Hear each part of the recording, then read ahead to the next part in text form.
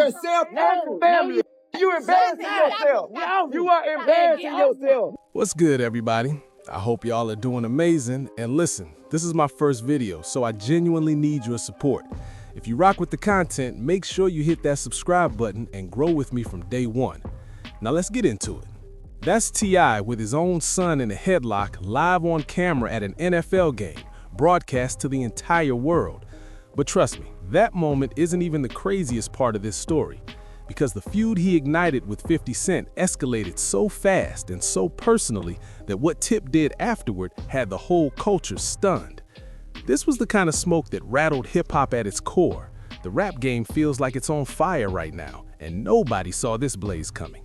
What started as a simple Verzuz-style challenge between two certified legends spiraled into one of the most disrespectful, line-crossing beefs we've seen in years. Mothers got mentioned, wives' photos got posted, sons were dragged into the chaos, and reputations were being tested in real time. Then, just when it looked like both sides were ready to take this to the grave, T.I. did the one thing nobody predicted. He reached out. He apologized. But hold up, we're not jumping there yet, because the path to that apology is packed with diss records, deleted social media shots, family tension, and moments that even seasoned battle rappers would call excessive. And if you think this ends with 50, stay locked in, because there's another chapter involving his son, King Harris, that turned physical on camera in a way the internet still keeps replaying. Now, the roots of this tension go all the way back to the early 2000s, when both Tip and Fifth were dominating from opposite coasts. T.I. is repping Atlanta and Bankhead, 50 Cent is holding down Queens and South Jamaica. Both carried street credibility that didn't come from a marketing meeting. For years, everything looked respectable on the surface. Award shows, industry events, festivals, no visible hostility. But underneath that calm exterior, there was competitive tension brewing. That's what happens when two alpha figures operate in the same space. Both believe they're at the top. Neither one was built to stand in the background. And in an industry where status is constantly measured by sales, influence, and cultural impact, the unspoken question of who ranked higher never really disappeared. It just hovered. Fast forward to the Verzuz era, when fans were craving legendary matchups. T.I. claims that during a television promo run in Los Angeles, he and 50 had a private understanding. According to Tip, the plan was straightforward. He would issue the challenge, 50 would step up and accept, the culture would get the heavyweight showdown it had been waiting for. Two catalogs full of anthems going round for round on a stage built for moments like that.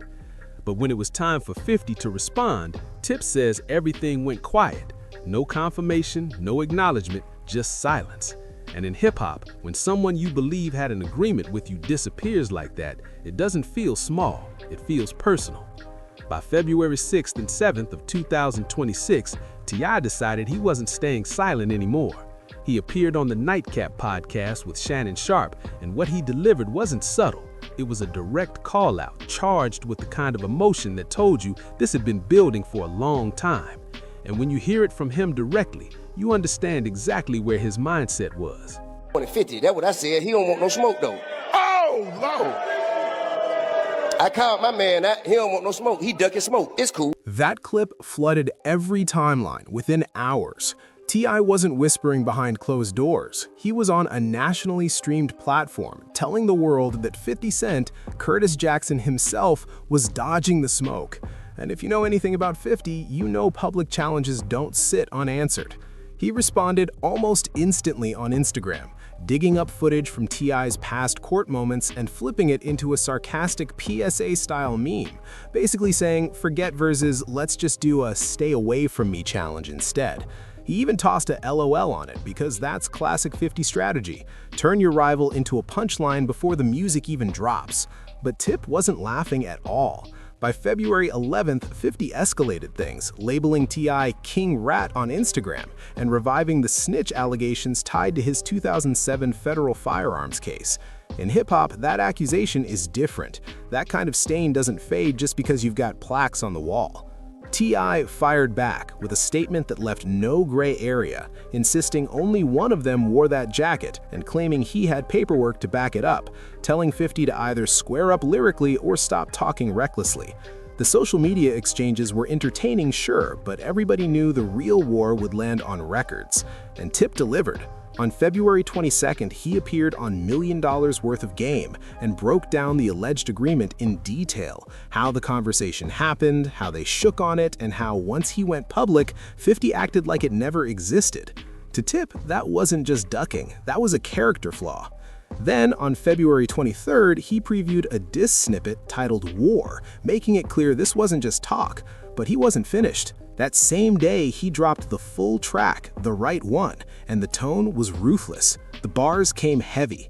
T.I. wasn't just questioning 50's toughness, he was challenging the entire image that built Curtis Jackson's empire.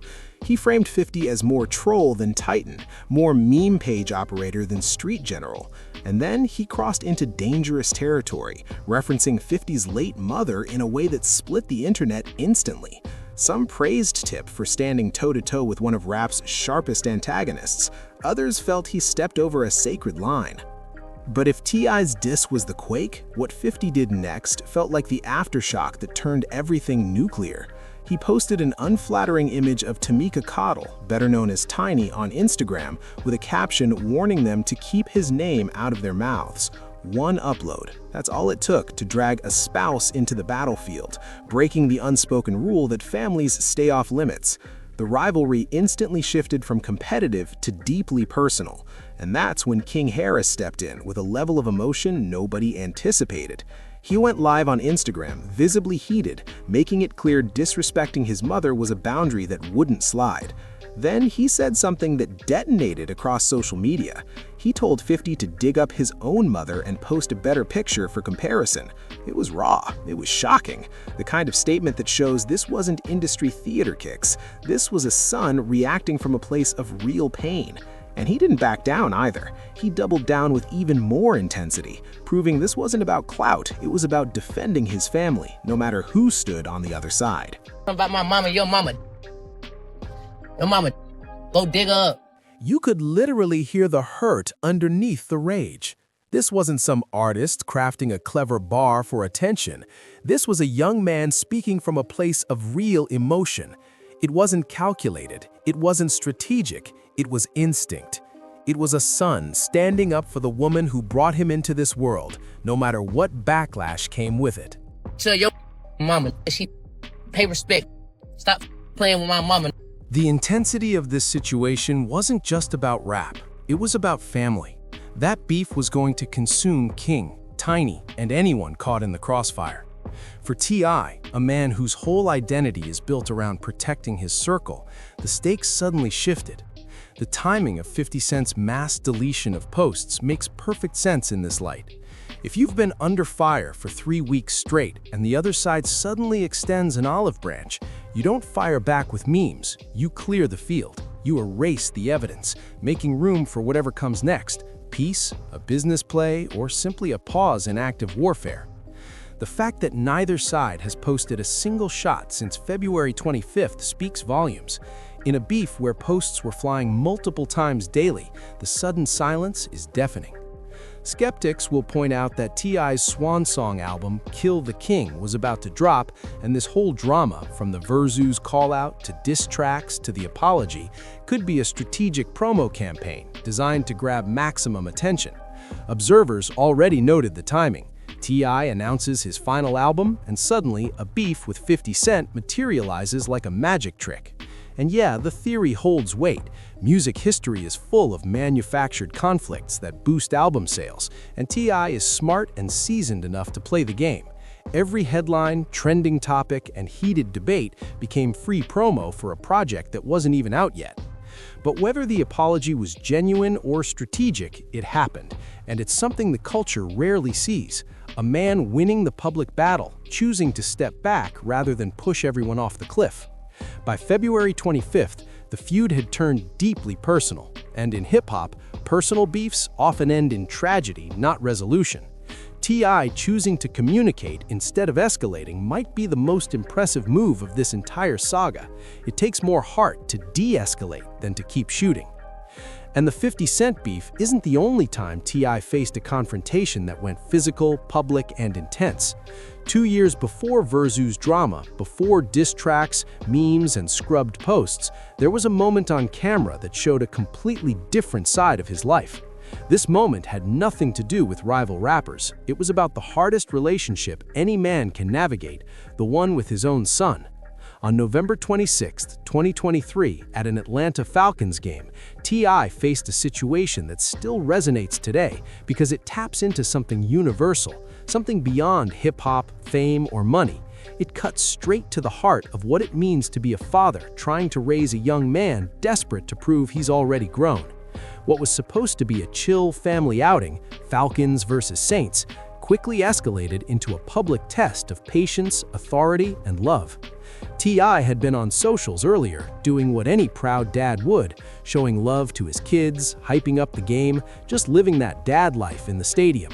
Everything looked normal. Everything looked like a typical Sunday in Atlanta, a famous family posted up in a luxury suite at Mercedes-Benz Stadium.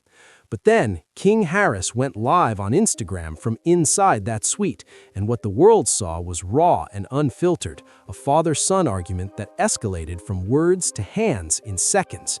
The camera probably wasn't supposed to capture this, or maybe King made a conscious choice to show the world a moment that would define how the public sees his relationship with his dad.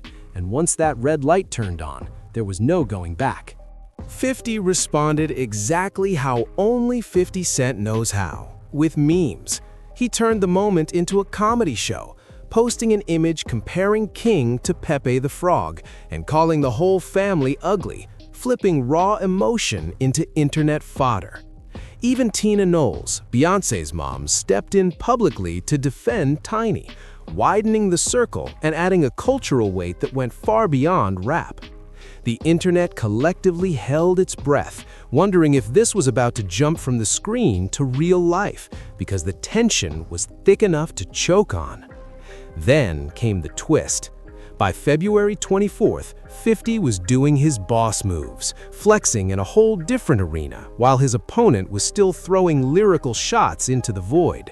He hopped on social media to announce a sold-out Broadway run of Joe Turner's Come and Gone, captioning it with a shocked face emoji like, "While you're in the booth recording diss tracks nobody asked for, I'm moving units on stages you can't even get tickets to." That's the ultimate disrespect, the kind of flex that lands without a single bar because it rewrites the whole narrative. Meanwhile, Tip had already unloaded every ounce of lyrical venom into 2 diss tracks, one of which crossed sacred lines by targeting a deceased parent. And 50's answer wasn't a track, it was a Broadway receipt. Moves like that shift the battlefield, because now it's no longer about who spits the hardest bars, it's about who carries relevance in 2026, and that's a question I might not want asked out loud.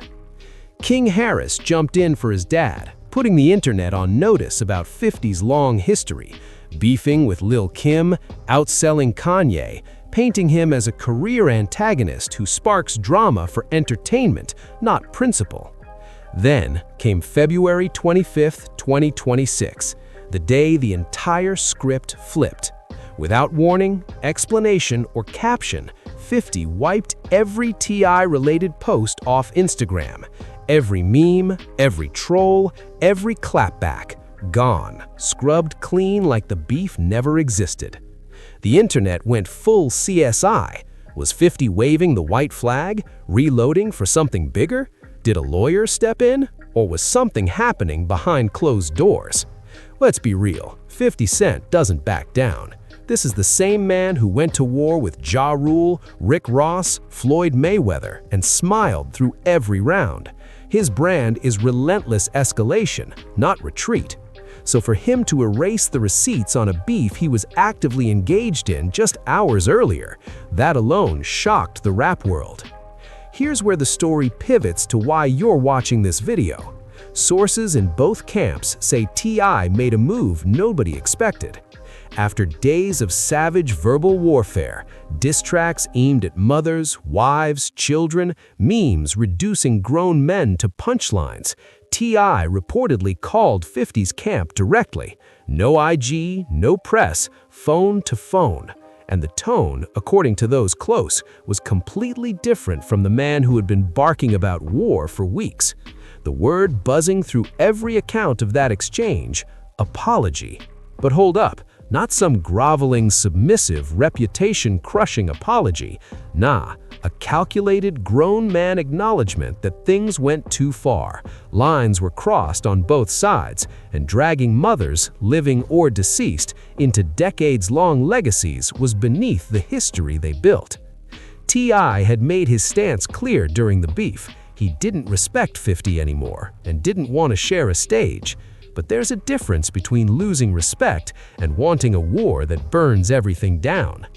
T.I., a man who's navigated federal cases, survived prison bids, and resurrected his career multiple times, apparently realized this fire was about to burn far more than just 50's reputation.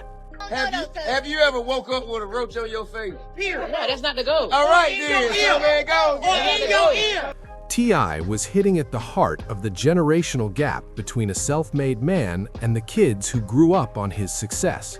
On camera, in front of everyone watching, he asked King if he'd ever truly experienced the kind of struggle and poverty that shaped T.I. into the man he is today. The roach question wasn't random. It was a test, a direct challenge to King's tough talk, a reminder that the streets T.I. survived could swallow his son whole without hesitation. T.I. was calling out the performative flex of claiming street credibility without ever having lived it. He was telling his own son that wanting to step into the trenches for clout and actually surviving them are two entirely different realities, and surviving one doesn't automatically give you the right to claim the other. To make him look better. The message was crystal clear. In T.I.'s eyes, King's tough guy act was just costume play. For a young man desperate to step out of the shadow of a famous father, hearing that critique live in front of the world was the spark that ignited the whole moment. King Harris, the son who wouldn't kneel, didn't back down. He pushed back with a force that made it obvious this wasn't just a one-time clash. This was a deeper, ongoing battle over identity. The core question: is King truly his own man, or just living in the fortress T.I.'s success built for him? Accusations about the silver spoon, being a Nepo baby, and everything being handed to him cut deeper than any diss track because they came from the one person whose approval means more than anyone else's. I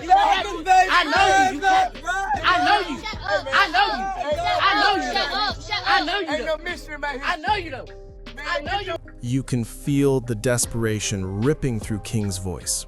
He's not building a logical argument, he's looping words because his emotions are moving faster than his mouth can keep up. He knows his father, knows the man in front of him has walked through fires King has never touched, but he knows himself too, or at least he thinks he does. And hearing his own pops publicly strip away his identity is more weight than he can bear in that moment. The stuttering, the overlapping phrases, the inability to craft a clean rebuttal, that isn't weakness. That's what happens when the person you love most in the world tells you you're not who you think you are. Why y'all doing that to me? Y'all know me. You know I stand on business. That line, "I stand on business," became the defining bar of the whole moment. It's King's anthem, his declaration of self, his way of telling the world and his father that he's not soft, not privileged, not just some product of comfort pretending to be hard. Every young man hits that point where he has to look his father in the eye and say, "I'm my own person." King was doing exactly that, just with the entire internet watching, screenshots flying in real time. The argument escalated from words to a shove, and what followed was T.I. locking his son in a headlock, a move equal parts fatherly instinct and raw aggression. It's the kind of grip a man applies when words fail, the only language left in the room: physical authority. Embarrassing yourself and your family. You're embarrassing yourself.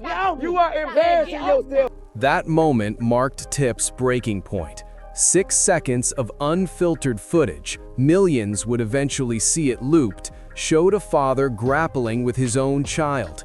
He wasn't trying to hurt King, he was trying to contain him, to physically prevent him from saying or doing something that would escalate the situation further. The optics, though, were brutal. A Grammy-winning rapper, a man who survived the federal system, wrestling with his son in a luxury suite at an NFL game, all while cameras rolled. Tiny stepped in to separate them, diffusing the moment before it went any further.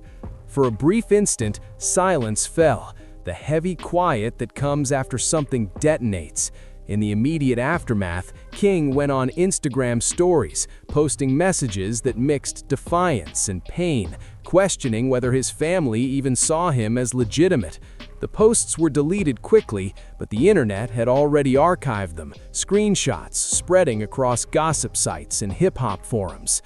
Tip's public response was measured. He told the world to mind its business, emphasizing that what happened with his son was a family matter, and outside opinions didn't matter.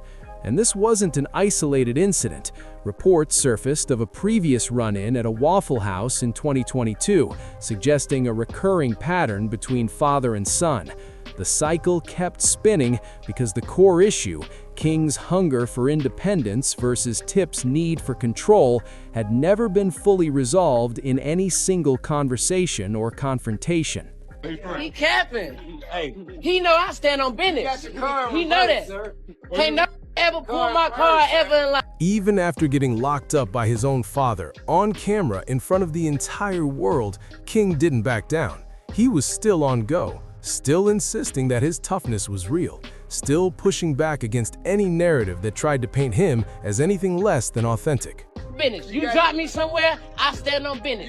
You drop me in your hood, I stand on business. That repetition, that refusal to yield even an inch to his own father, says everything about where King's mind was.